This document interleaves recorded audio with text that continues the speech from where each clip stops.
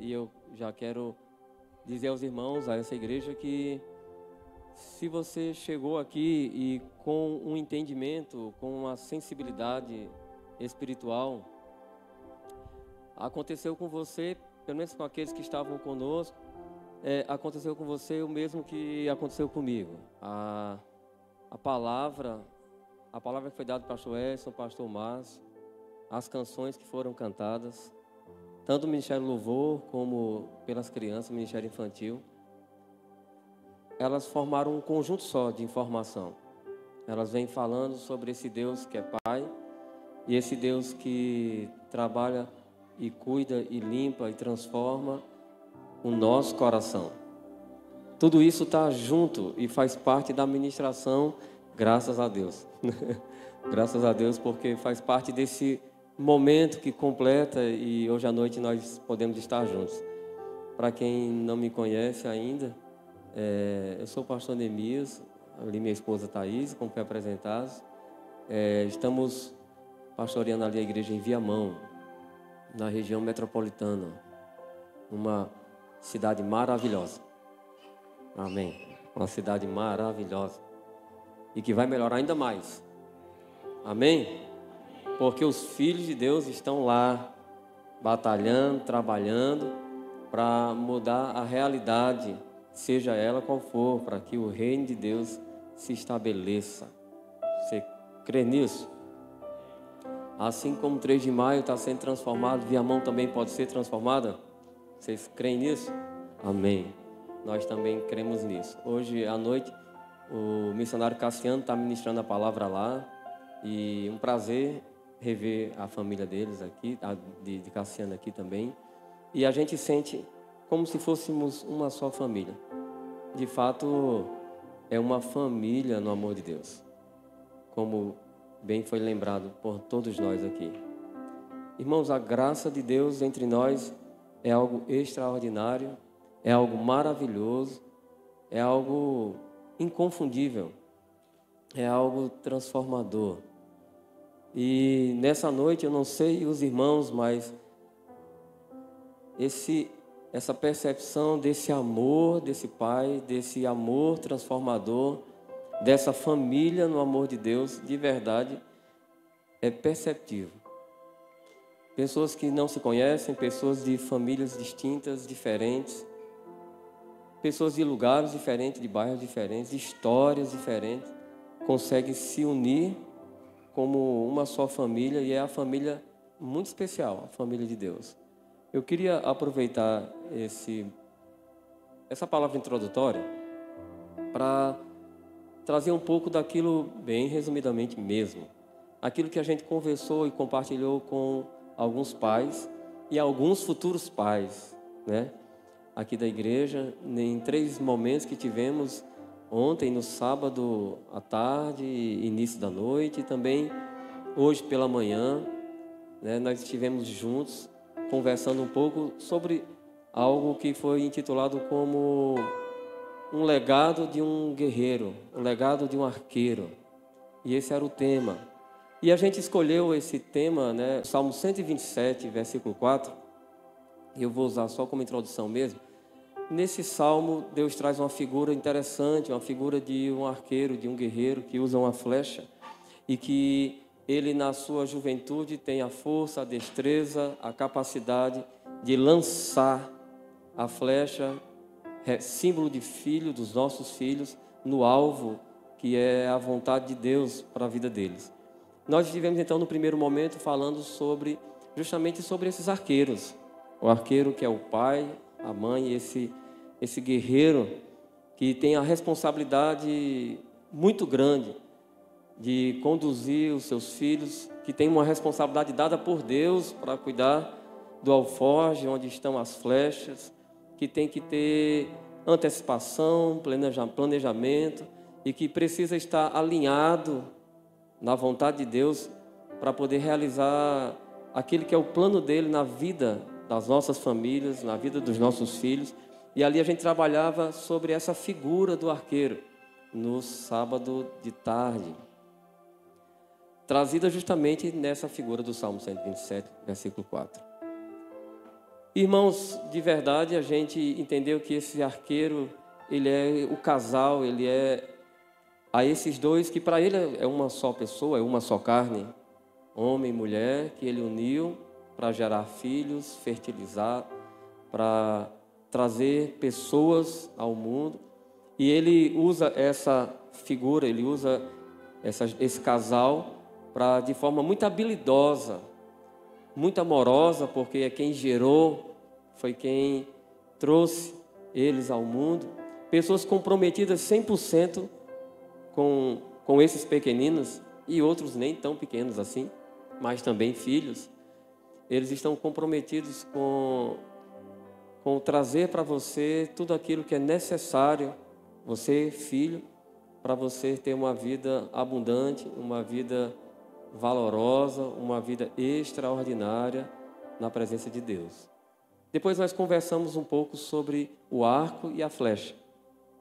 E conversando sobre o arco e a flecha, nós percebemos que o arco é tudo aquilo que é externo, mas que é como suporte para a vida dos nossos filhos, para o lançamento dessa flecha.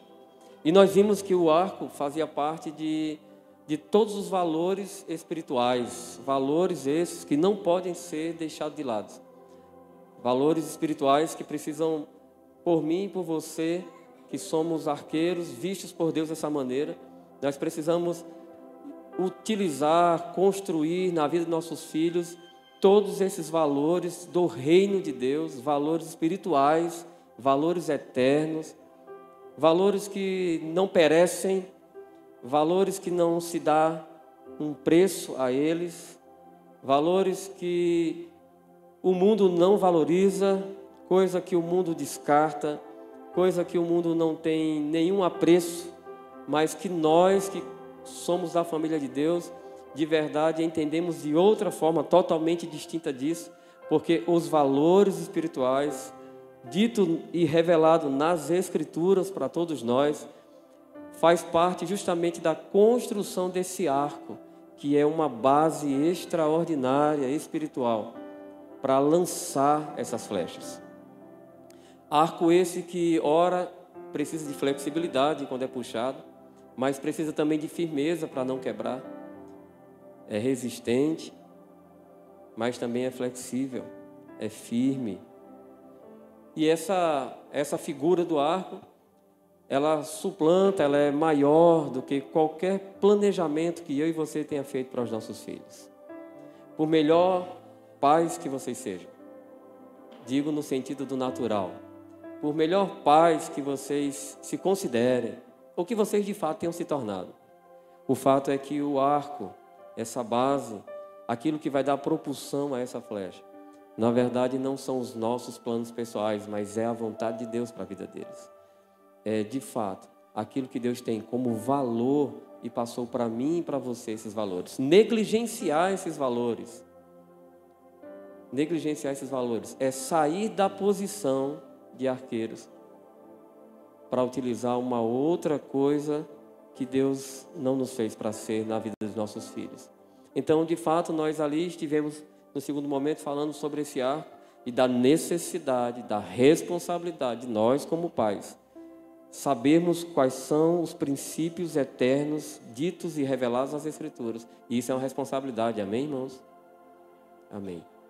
Essa é uma responsabilidade para que nossas flechas estejam alinhadas, retas, afinadas, com as pontas forjadas, estejam apontadas, tenham todos os elementos que a flecha precisa para ser trabalhada e para executar aquilo para o qual ela foi feita.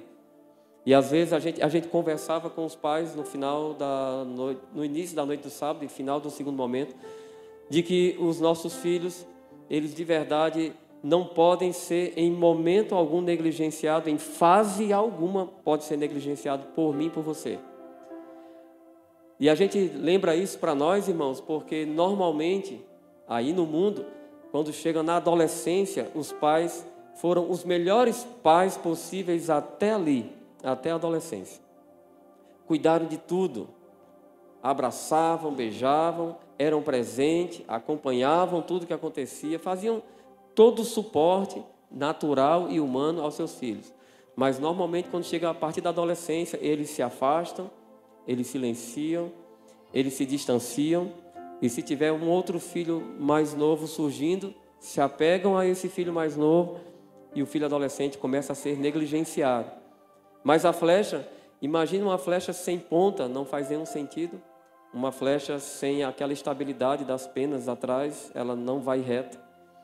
A flecha precisa ter exatamente o comprimento necessário para o arco, porque se ela for muito pequena, o arco for muito grande, não vai funcionar.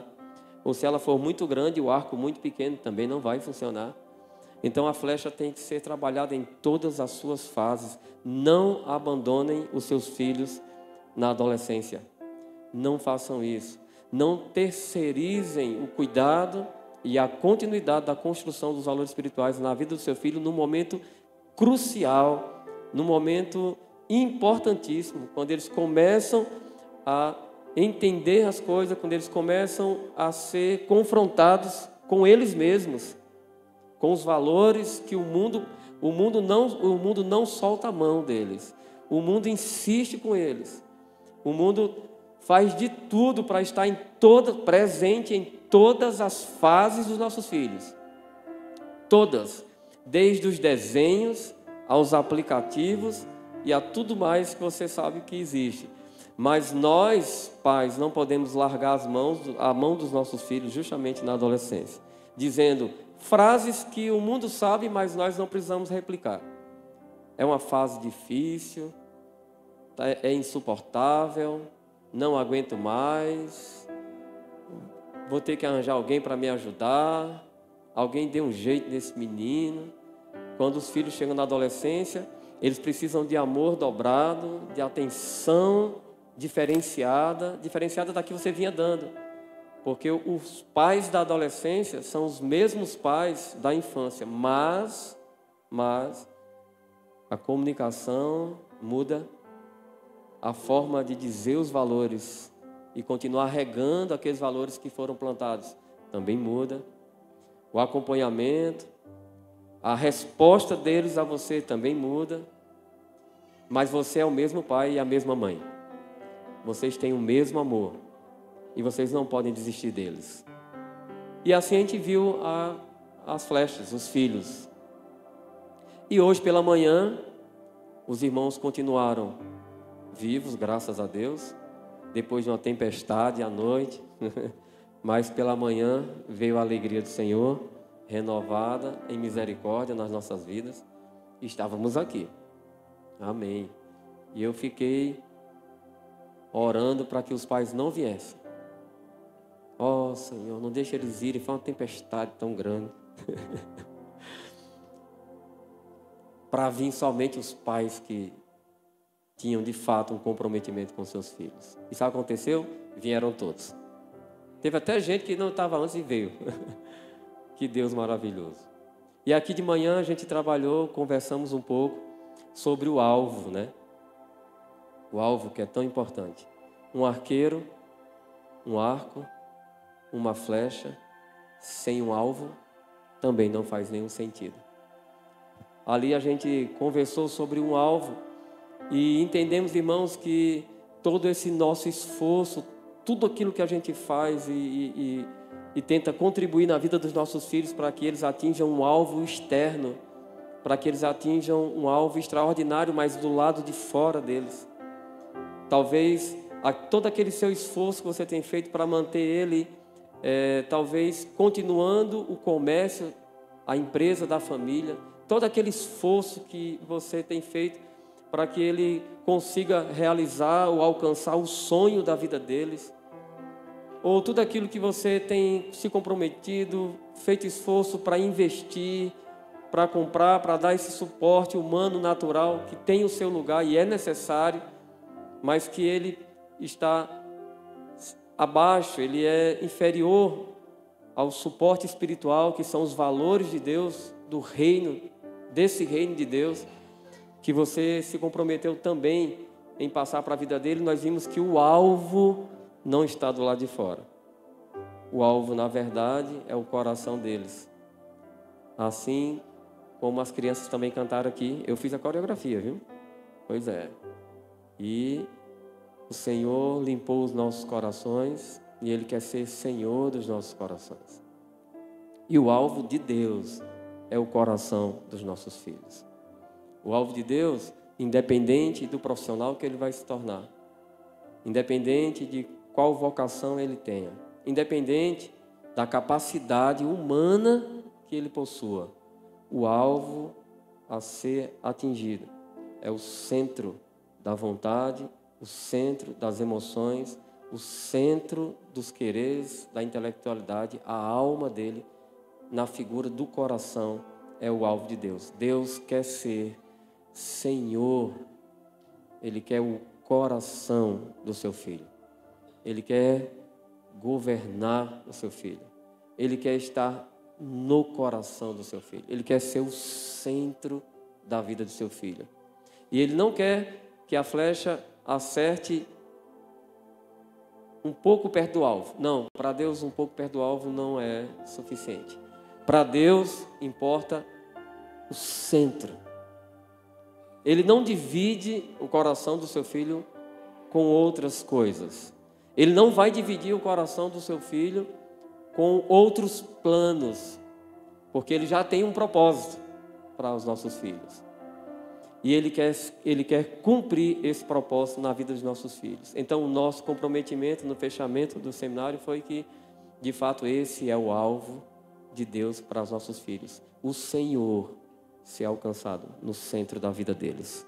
Então, irmãos, foi assim, para mim, para a Thaís, e foi um privilégio, né, ser convidado para podermos compartilhar isso com a igreja, isso com os irmãos.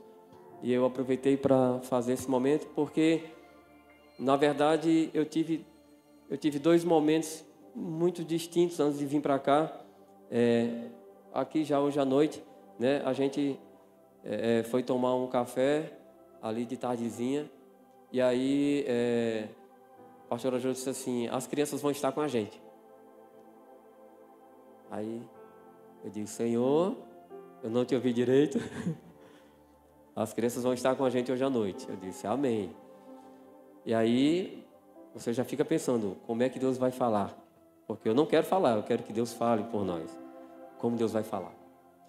E aí a gente fica ali, o café parece que ficou um pouquinho mais amargo nesse momento e tal. Mas desceu, estava quentinho, estava bom. Sem açúcar, é claro. Glória a Deus. E aí, amém. E aí, queridos, a gente começa a se arrumar e vai para a sala. Aí o pastor Márcio diz assim: você já assistiu o documentário e tal, dos 20 anos da igreja, em 3 de maio? Eu disse: não vi ainda não. Aí ele, tá. Isso, irmãos, em cima da bucha, como se diz, né? Ah, não, aqui se diz em cima do laço. Em cima do laço. Colocou lá, faltando 2 minutos e 45 segundos para a gente vir para cá. Ele coloca lá o vídeo do documentário e surge com muita clareza e sem nenhuma dúvida uma família no amor de Deus. E aí eu entendi isso. É isso que essa igreja vem se tornando. É isso que essa igreja entende que ela é. Essa é a identificação, essa é a identidade dessa igreja. Ela entende que é uma família. Irmãos, eu quero aproveitar essa fala de que é uma família. O Evangelho de João, no capítulo 1, tem uma informação muito interessante sobre isso. E que atesta isso que vocês acreditam ser. Uma família no amor de Deus. João capítulo 1, vai colocar aí. João capítulo 1, versículo 12, o 12 e o 13. Essa família no amor de Deus é uma realidade, irmãos, espiritual. Amém? É uma realidade espiritual. Isso não é algo que eu e você faz porque nós somos bonzinhos. Isso não é algo que a gente faz porque a gente concorda 100% um com o outro. Isso não acontece porque a gente é vizinho um do outro. Não é porque aqui tem gente que mora longe um do outro e mesmo assim está aqui e diz: nós somos uma família no amor de Deus. Pessoas que vêm, inclusive, de fora que eu digo, de longe, né? Lá de São Paulo, passando por aqui. E quando chega, entende, é de fato uma família. E não é qualquer família. É uma família que está constituída nesse amor de Deus. E ali em João 1:2 diz assim: contudo, aos que o receberam, aos que creem no seu nome, deu-lhes a autoridade ou o poder de se tornarem filhos de Deus, a saber quem é? Os quais não nasceram do sangue, nem pela vontade da carne, ou seja, não foi a vontade humana que gerou, e nem pela vontade de homem algum, mas nasceram de Deus.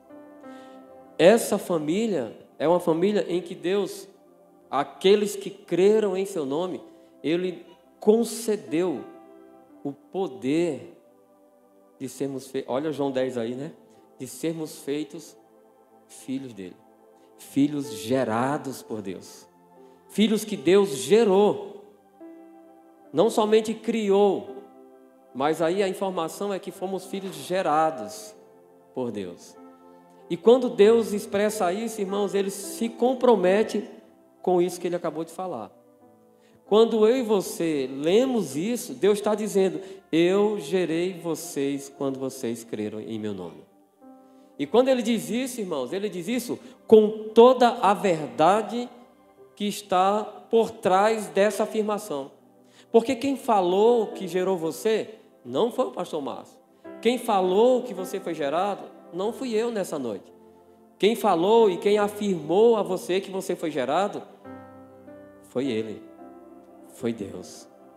E quando Deus diz, meus irmãos, Ele é fiel à palavra dEle, não dorme sobre a palavra dEle, Ele cumpre aquilo que Ele diz. E se Ele diz que você é filho dEle, porque você creu no nome dEle, você de fato é filho de Deus. E tudo aquilo que implica essa afirmação diz: eu sou filho de Deus.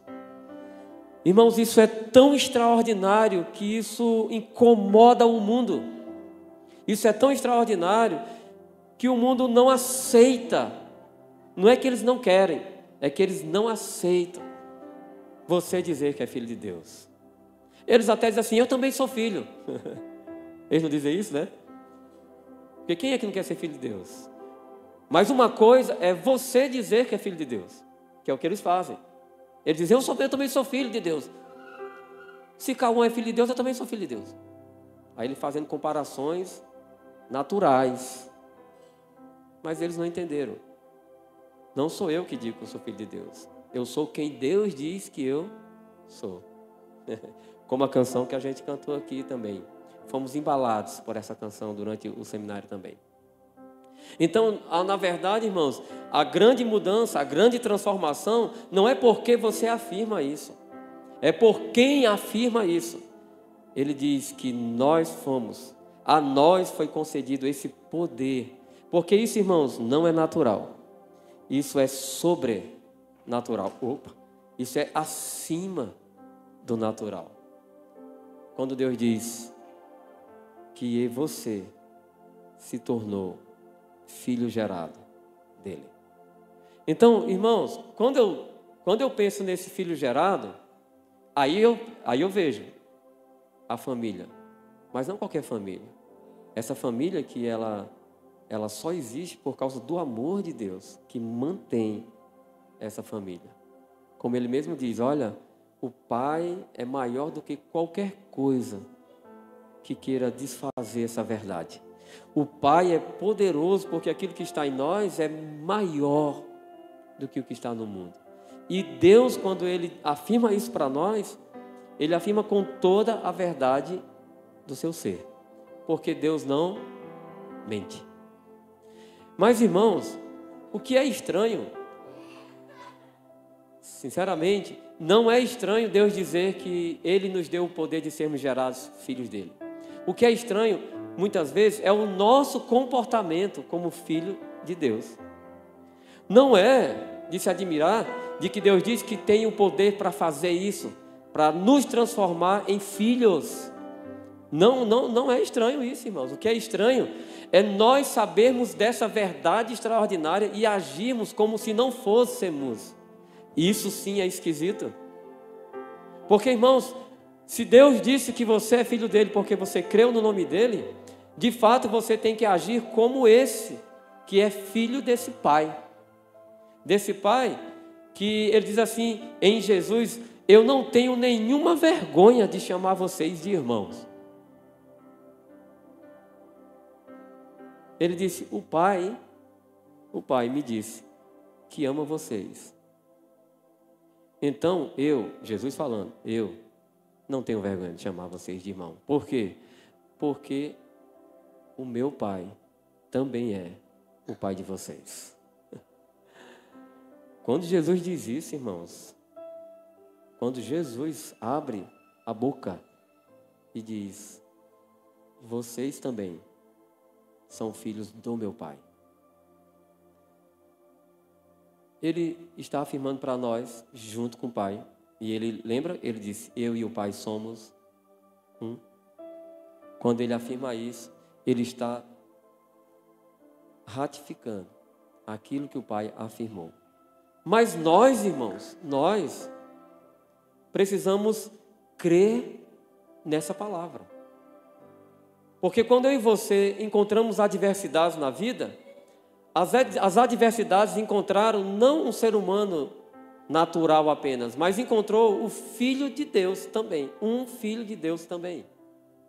E essa realidade, essa adversidade, quando ela vem sobre você, ela na verdade não tem poder nenhum sobre a sua vida e sobre a minha vida, porque eu e você somos filhos de Deus. Desse Pai que te ama. Você crê no amor do Pai por você? Se você é capaz de amar o seu filho, você imagina o tamanho do amor de Deus por você? Eu oro nessa noite, intercedo nessa noite, para que o Espírito Santo de Deus rompa, consiga quebrantar a sua alma nessa noite, com essa verdade que parece simples, mas que é sobrenatural.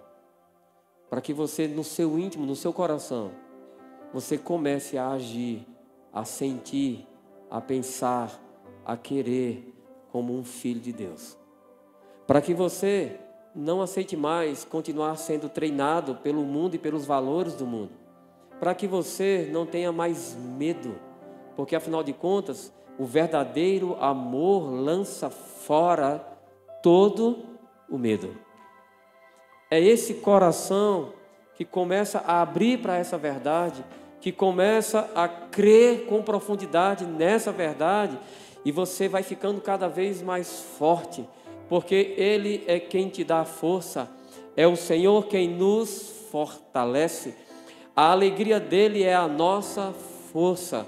E mesmo, irmãos, que o seu corpo venha a envelhecer, mesmo que o seu corpo, o seu homem exterior venha a amortecer, o apóstolo Paulo diz que o homem interior, aleluia, vai se fortalecendo cada vez mais, na medida em que eu e você amadurecemos nesse entendimento de que Deus disse, você também é o meu filho amado, em quem eu também tenho prazer. Você imagina que coisa esquisita? O seu filho amanhã, na sua casa, olhar para você e para sua esposa, e ele não se achar no direito de sentar à mesa com vocês. Imagina amanhã, de manhã, eu vou usar aqui a Sofia, né, como exemplo, só como exemplo, pode ir, Sofia. Imagina amanhã de manhã, o pastor Márcio e a esposa dele acordam, e eu e Thais vamos estar dormindo, glória a Deus. E aí Sofia, a mesa do café está posta, e eles já estão lá chamando eles estão chamando os filhos, e Sofia não se sente no direito. Ela, no máximo, vai lá, fica olhando, pastor Márcio já está comendo, Porque amanhã não tem jejum de manhã, né? Amém. Aí, eu não sou contra jejum não, viu, irmão? Mas já foi hoje, amanhã é outro dia. E o pastor Marcos já começou a comer e, lógico, pão francês solta aquelas casquinhas, né? E aí Sofia se aproxima da mesa, se achando sem o direito. E ela pega um pouquinho daquelas casquinhas e sai e senta lá no chão, perto da porta.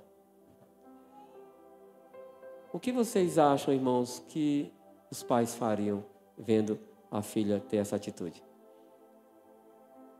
O que você acha? Como ficaria o coração dos pais vendo que a filha acha que não tem direito a esse amor, a esse cuidado? Muitas vezes é isso que a gente faz. Nós somos filhos de Deus, dito por Ele. Nós fomos gerados pelo poder do Espírito Santo. Nós não nascemos só da vontade da carne e do sangue, isso nascemos uma vez dessa forma. Mas de outra forma também nós nascemos. Pela palavra, a água, e pelo Espírito. Gerados de novo. E quando o Pai nos chama à mesa, o que é que qual é o nosso sentimento? A gente se sente indigno. A gente se sente sem direito. Eu sei que ontem os pais mandaram ela ir dormir cedo. E ela teimou por ali. Eu sei que ontem os pais disseram para ela não passar a tinta lá na parede e ela riscou.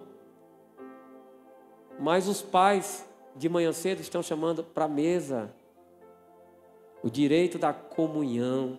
Né? E o que acontece? Nós, como os filhos, nós ficamos medindo o amor do nosso pai por aquilo de errado que nós fazemos. Não. Se você obedecer, o pai te ama. Se você desobedecer, o pai continua te amando. Mas eu vou dizer algo que ele mesmo disse. A quem muito se amou, também muito se perdoou. Por que Deus diz isso? Para que você se sinta no direito da comunhão, da mesa do Pai, que diz que nós somos a família dele.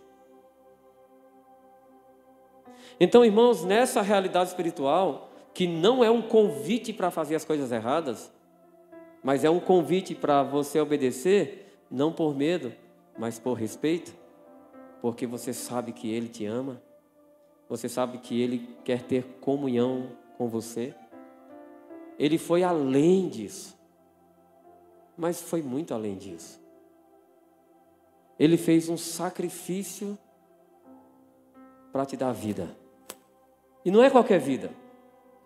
Porque eu e minha esposa, nós geramos a vida dos nossos filhos, mas infelizmente, e eu digo isso com tristeza, nós somos mortais e nessa realidade física, e nós geramos filhos físicos também o quê? Mortais. Infelizmente. Mas Deus morreu, Deus fez o sacrifício de morte no meu e no seu lugar, para te dar uma vida eterna, para te dar uma vida que não tem mais fim, para quando a angústia vier, você ter a alegria da salvação, para quando a tristeza vier, realidades extremamente reais nos dias de hoje, né, irmãos? Pessoas tomando remédio para ir dormir e tem que tomar um remédio para acordar, de tão doentes que estão almáticos. A alma adoecida, destruída por esse mundo, pelos valores do mundo. Mas o Pai te dá a vida eterna. Uma vida que não é possível ser gerada por nenhum ser humano. Mas Ele, o Pai, disse: eu te concedi esse poder. Eu te gerei com poder para você se tornar meu filho. E Deus, irmãos, é eterno. E o Pai eterno, quando gera, Ele gera o quê? Eternidade. Diante dessa verdade de quem você é e aquilo que o Pai fez por mim e por você, Ele diz: aquilo que é impossível para o homem fazer, é possível para mim. Aquilo que é impossível para você, é possível para mim. Para você é impossível escapar da perdição eterna. E ele diz assim: para mim é possível. Jesus, olhando para aquele jovem, ele diz assim: de fato, é impossível para você. É impossível para o homem. É impossível para o braço humano. É impossível para a humanidade se salvar. E Jesus diz assim: mas para Deus, absolutamente nada é impossível. E ele disse, irmãos, isso se referindo à salvação. Por que eu estou lembrando isso para nós? Eu estou lembrando isso para nós porque é sobre essa verdade, é sobre essas afirmações, é sobre esses valores espirituais que essa igreja diz que é uma igreja, é uma família nesse amor. Porque se você acreditar que é no amor apenas do outro, no dia que ele se chatear com você, até que o perdão chegue, até que vocês se abracem e de fato voltem à comunhão, você não está fora dessa família que é sustentada pelo amor. Por quê? É no amor de quem, irmãos, que vocês são uma família? No amor de Deus. Não é no nosso amor falho, é no amor que não falha. É naquilo que ele disse que um dia, nós não precisaremos mais, irmãos, de fé. Porque a fé é enquanto a coisa não se materializa. É quando aquela realidade ainda não se instala, não é verdade? Mas quando acontecer, quando completar todas as coisas e você ressuscitar e receber um corpo glorificado, e agora sim você estiver na eternidade, não precisará mais de fé. Olha que coisa interessante. Todas essas profecias que edificam a igreja, nessa realidade, um dia não precisarão mais existir. E aí o Senhor diz, no dia que a fé não for mais necessária, porque vocês já vão estar comigo por toda a eternidade. No dia que a profecia não for mais necessária para edificar vocês nessa realidade em que nós ainda estamos no mundo, Ele vai dizer assim: o amor permanecerá. Todos esses valores perecerão porque não serão mais necessários, mas o amor de Deus permanecerá para sempre. E é por isso que essa igreja é uma família nesse amor que não falha. Então, irmãos, quando eu olho para esse Pai, quando eu olho para essa realidade, essa fidelidade, esse poder, eu entendo a cruz, eu compreendo o que Ele fez por mim. Eu compreendo que Ele é o perdão de Deus para os meus pecados. E aí existe uma diferença, eu já estou finalizando, e o tempo também, mas é nesse momento em que acontece algo que o mundo também não consegue enxergar. É que algumas pessoas, irmãos, sabem disso, mas não passam pela experiência do novo nascimento. Algumas pessoas sabem disso e passam pela experiência do novo nascimento. Essa é a grande distinção nossa para as pessoas do mundo. Elas sabem, irmãos, elas já ouviram que Jesus é o perdão de Deus para o pecado delas. Elas sabem disso, mas elas não creem nisso. Elas sabem disso, mas isso não gerou nada nelas. Nós sabemos disso, nós cremos nisso, e por isso nos foi dado o poder de sermos gerados. Irmãos, quem crê nisso, olha para a cruz não com medo, olha para a cruz com gratidão. Quem crê nisso, sabe que tem acesso à mesa. Quem crê nisso, senta como filho. Filho não chega na mesa do pai e diz assim: pai, eu posso sentar? Ele sabe que ele pertence à mesa por direito de nascimento. Não por reivindicação, por direito de nascimento.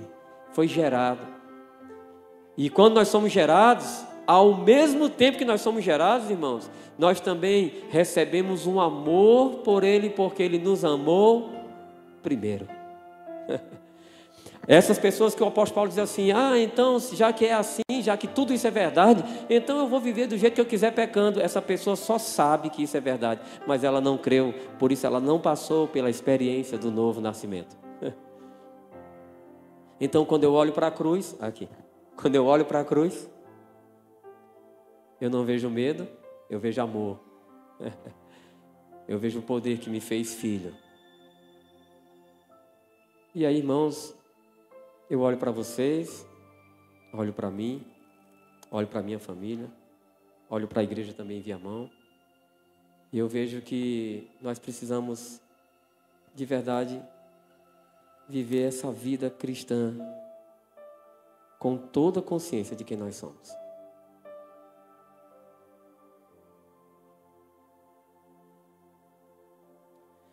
E isso não combina com o medo de ir para o inferno. Ele diz assim, eu, o seu pai, fiz o que era impossível para você. Agora, a sua tarefa é ter comunhão uns com os outros. Não viva com medo. Tem gente que vai dormir com medo do pecado que vai cometer amanhã. É sério isso? O nosso compromisso nessa família é amarmos ao Pai e amarmos uns aos outros. Nessa total confiança e certeza de quem nós somos. A família no amor de Deus. Você crê nisso? Você crê de verdade que você é amado pelo Pai? Isso te traz satisfação? Isso tira de você o medo? Isso tira de você a tristeza? Isso traz para você alegria no interior do seu coração? Você tem uma grande tarefa. Uma grande tarefa. Manter a comunhão com seus irmãos. Foi para isso que nós fomos gerados. Nós nos tornamos irmãos uns dos outros. O pastor Milton não é só alguém que eu conheci. Ele é meu irmão. Eu espero que ele saiba disso com toda a profundidade dessa palavra. Irmão, vamos ficar em pé? Não está terminando não, viu, irmãos? Está terminando a ministração, não a celebração. E você pode dizer isso para as pessoas. Você pode dizer isso, inclusive, para as pessoas da sua família. Você também pode ser filho de Deus. Você também pode ser gerado por Deus. E por mais difícil que esteja a situação, deixa eu dizer uma coisa a você, irmãos. A graça de Deus, eu já vou parar aqui, a graça de Deus é algo extraordinário. E eu quero, em Deus, trazer essa verdade nesse momento. Enfermidades, dificuldades, problemas, todos eles, todas essas possibilidades, tudo isso que você está passando ou alguém da sua família está passando, isso precisa começar a mudar na sua vida. Pelo simples fato de quem você é. Pelo simples fato de quem Deus diz que você é. Você é filho de Deus. E filho de Deus não lamenta diante das circunstâncias. Filho de Deus profetiza sobre as circunstâncias. Amém? Então, nesse momento, como filho de Deus, gerado por Deus, da família de Deus, sustentado nesse amor de Deus, eu peço que você, em oração nesse momento, você fale com a autoridade de quem é eterno, com a autoridade de quem é filho de Deus, sobre algo que você não acreditava mais que pudesse mudar. Sabe aquele problema que já está tão grande, você diz assim, olha, já está muito... Não, pastor, mas já faz muito tempo que esse problema está na minha família. Já tem muito tempo que isso está acontecendo. Não, pastor, essa dívida, ela é muito grande. Você não imagina, não tem como. Olha, o quanto eu ganho por mês, a minha esposa, juntando meus sogros e minha sogra e meus pais, a gente não consegue pagar. Pense nesse momento, nessa impossibilidade. Pense aí. Pense nesse momento sobre isso que para você, até hoje, estava como algo impossível, como algo intransponível, como algo extremamente ou naturalmente sem capacidade de resolução. Eu sei que você não precisa fazer esforço para isso, porque isso está latejando na sua cabeça há muito tempo. É exatamente sobre isso aí. É exatamente sobre essa circunstância que quer dizer a você: eu sou verdade. Essa circunstância que diz a você: eu sou grande. Esse problema que diz a você: olha, eu sou maior do que você, eu sou maior do que a sua família, eu sou maior do que a renda da sua família, eu sou maior do que a sua conta bancária, eu sou maior do que a sua saúde, eu sou maior do que você. Essa circunstância, irmãos, nessa noite está encontrando alguém que foi relembrado de quem você é. Você é filho gerado por Deus. Você recebeu esse poder de ser gerado como filho de Deus. E como filho de Deus, você nesse momento vai olhar para essa circunstância. E não importa se é um mar revolto, não importa se é uma tempestade de vento, não importa se é uma onda grande, não importa, foi dito aqui, irmãos, foi dito aqui. O diagnóstico, eu acho que foi a pessoa do louvor, disse assim... Não sei, não lembro agora. O diagnóstico médico, não, foi a oração do início. Uma das irmãs estava orando no início.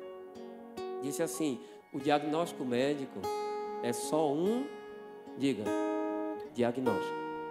O diagnóstico médico é só o quê? Um diagnóstico, somente. Porque a palavra final é do seu pai, que diz: você tem direito à mesa.